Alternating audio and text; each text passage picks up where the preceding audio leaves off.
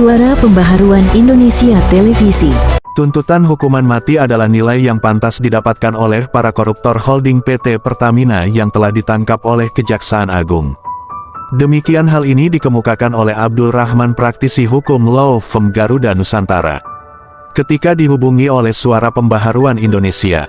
Menurut Abdul Rahman, sangat pantas para koruptor yang telah ditangkap dijatuhi hukuman mati atau penjara seumur hidup karena pertama sekali masyarakat sudah menikmati uang haram ini dari tahun-tahun 2018 sampai tahun 2023, waktu yang sangat lama. Kedua, mereka dipercayakan oleh negara untuk mengelola perusahaan negara dengan gaji yang sangat besar. Coba bayangkan seorang direktur holding perusahaan Pertamina bisa menerima gaji 500 juta rupiah sebulan. Tentu ini nilai yang sangat besar, tapi tegas sekali mengapa mereka masih mau juga merampok kekayaan negara. Ketiga, nilai kerugian negara sungguh sangat besar. Coba dibanyakan dalam setahun kerugian negara sebesar 193 miliar rupiah.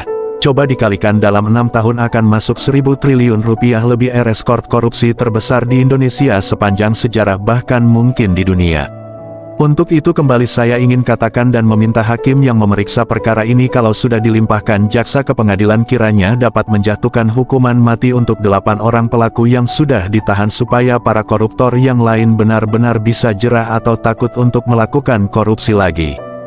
Demikian penjelasan Abdul Rahman, praktisi hukum Ibu Kota Jakarta.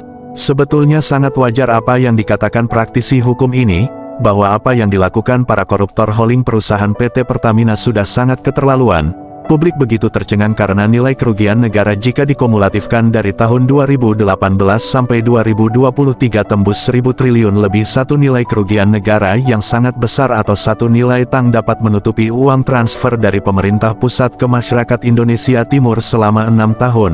Tentu kita dapat membayangkan berapa total kerugian negaranya. Publik pun mengacungkan jempol untuk Kejaksaan Agung yang telah membongkar sindikat mafia migas yang telah menjadi parasit atau penghisap sumber kekayaan bangsa ini tanpa pandang bulu, tanpa takut kepada siapapun. Sekali lagi salut kepada Kejaksaan Agung Burhanuddin dan jajarannya. Pembongkaran kasus ini akan menjadi sejarah korupsi terbesar di dunia di abad ke-20.